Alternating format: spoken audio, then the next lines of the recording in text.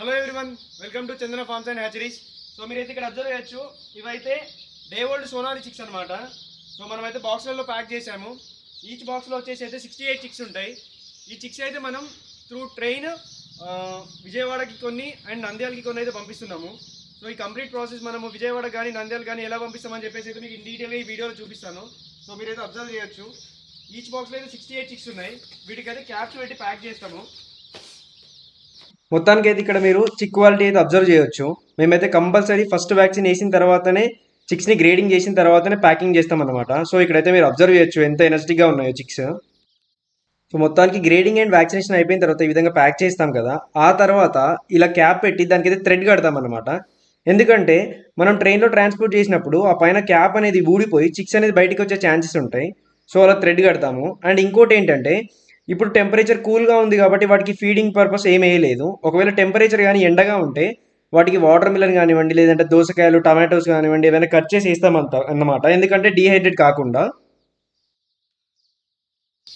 So మొత్తానికి అయితే ఈ విధంగా కట్టి ట్రైన్లో అయితే వేస్తాము. ట్రైన్లో వేసి కస్టమర్కి ఆర్డర్ కాపీ కానివ్వండి, రిసిప్ట్ కానివ్వండి, ఇక్కడ పక్కన కనిపిస్తున్న దాంట్లో పెట్టి అయితే వీడియో పంపిస్తాము.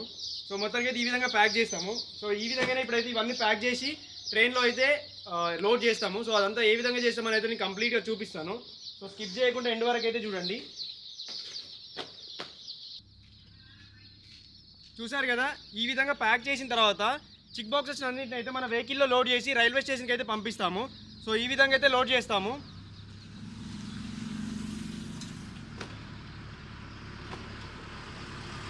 సో మొత్తానికి అయితే వెహికల్లో లోడ్ చేసుకొని స్టేషన్కి అయితే వచ్చేసాము. మీరైతే ఇక్కడ అబ్జర్వ్ చేయొచ్చు, ఇదైతే రైల్వే స్టేషన్ అనమాట.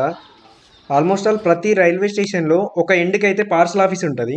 సో ఇది వరంగల్ పార్సల్ ఆఫీస్ అనమాట, రైల్వే స్టేషన్లో ఉన్న పార్సల్ ఆఫీస్. ఇక్కడైతే మనం చిక్స్ని పెట్టి ఆ తర్వాత బుకింగ్ ప్రాసెస్ అయితే చేస్తాము. సో మొత్తానికి అయితే మన వెహికల్లో కోడి పిల్లలు అండ్ కోల్ లోడ్ చేసుకొని అయితే వరంగల్కి వచ్చినాము. సో ఇక్కడ మీరు చూస్తుంది అయితే పార్సల్ ఆఫీస్ అనమాట. సో పార్సల్ ఆఫీస్లో అయితే పెట్టాము అండ్ కోల్ అయితే మనం వెయిట్ చేస్తున్నాము. మనం ఎప్పుడైనా బుక్ చేసినప్పుడు ఇక్కడ వెయిట్ చేసి ఆ వెయిట్ కూడా ఆర్డర్ కాపీలో మెన్షన్ చేస్తాము. సో బుకింగ్ ప్రాసెస్ ఏంటి అంటే, మనమైతే విజయవాడకు కైకలూరుకి 2 టికెట్లు అయితే తీసుకొచ్చినాము. ఈ 2 టికెట్లతో లగేజ్ టికెట్ తీసుకొని బుక్ చేస్తాం అనమాట.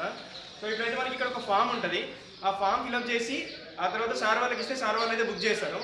సో ఇప్పుడైతే నేను మీకు బుకింగ్ ప్రాసెస్ చూపిస్తాను. సో మీరు అయితే బ్యాక్గ్రౌండ్ అబ్జర్వ్ చేయొచ్చు, ఇవైతే కోడి పిల్లలు అండ్ అవైతే కోళ్ళు. సో ఇప్పుడైతే మనం బుక్ చేద్దాము. సో మొత్తానికి అయితే 2 ఫామ్స్ ఫిల్అప్ చేసాము. సో మీరు అబ్జర్వ్ చేయొచ్చు, ఇవి 2 అయితే ఫామ్స్ అనమాట. సో ఈచ్ ఫామ్కి మనమైతే ఒకటి అడ్రస్ ప్రూఫ్ ఇవ్వాలి అనమాట. సో 2 ఫామ్లు కాబట్టి 2 ఆధార్ కార్డ్ జిరాక్స్లు అండ్ 2 టికెట్లు. దానికి సపరేట్గా పిన్ చేసి మనమైతే కౌంటర్లో ఇస్తే మనకైతే బుకింగ్ చేసి ఇస్తారు. సో బుకింగ్ చేసినాక ఆర్ఆర్ కాపీ ఇస్తారు. సో అది ఎలా ఉంటుందో కూడా చూపిస్తాను. సో ఇప్పుడైతే మనం దానికి స్టాంపుల్ చేసి సార్కి అయితే ఇద్దాము. ఆ ఫామ్ అయితే సపరేట్ పిన్ చేసి కౌంటర్ దగ్గర అయితే పెట్టామన్నమాట. సో ఇప్పుడైతే మనం ఆర్ఆర్ కాపీ బుకింగ్ చేసి మనకి ఇస్తారు. మనమైతే ఫామ్స్ ఫిల్ చేసి కౌంటర్లో ఇచ్చేసాం కదా, అండ్ బాక్సెస్ కూడా వెయిట్ ఎంత ఉన్నాయో చూసుకొని అయితే ఆల్రెడీ నోట్ చేసాము.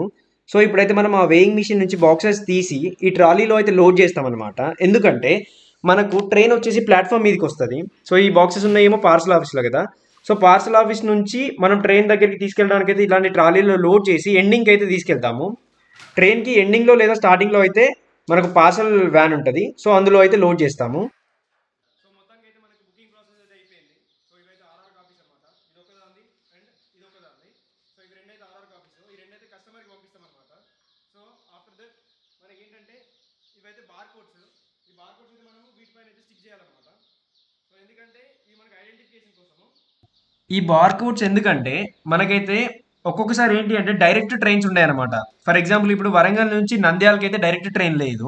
సో వరంగల్ నుంచి విజయవాడ వెళ్ళి విజయవాడలో అన్లోడ్ చేసి మళ్ళీ నంద్యాల ట్రైన్లో లోడ్ చేస్తారనమాట. సో అట్లాంటి టైంలో ఈ బార్ కోడ్స్ వీటిపైన ఉంటే ఈ బార్ కోడ్స్ ద్వారా ఈ బాక్సెస్ ఎక్కడికి పోవాలని చెప్పేసి అక్కడ వర్క్ చేసే వర్కర్స్కి ఈజీగా ఐడెంటిఫికేషన్ వస్తుంది అనమాట. సో ఈ విధంగా అయితే బార్ కోడ్స్ స్టిక్ చేసి అయితే పంపిస్తాం మనము. ఇవైతే చిక్ బాక్సెస్.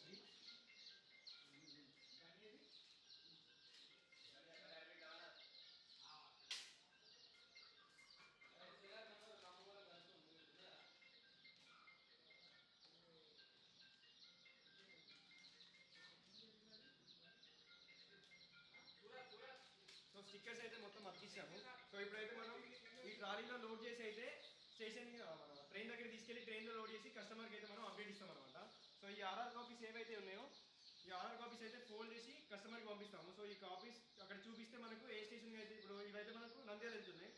నంద్యాలలో ఈ ఆర్డర్ కాపీ చూపిస్తే కస్టమర్కి అయితే డెలివరీ ఇస్తారనమాట. మనం ఏ ట్రైన్లో లోడ్ అవుతుంది కానీ కస్టమర్కి అయితే ఇన్ఫర్మేషన్ ఇస్తాము. ఆ ట్రైన్ అక్కడికి వెళ్ళే టైంకి ఆ స్టేషన్కి వెళ్ళి చూపిస్తే వాళ్ళైతే మనకి పార్సల్ ఇచ్చేస్తారు.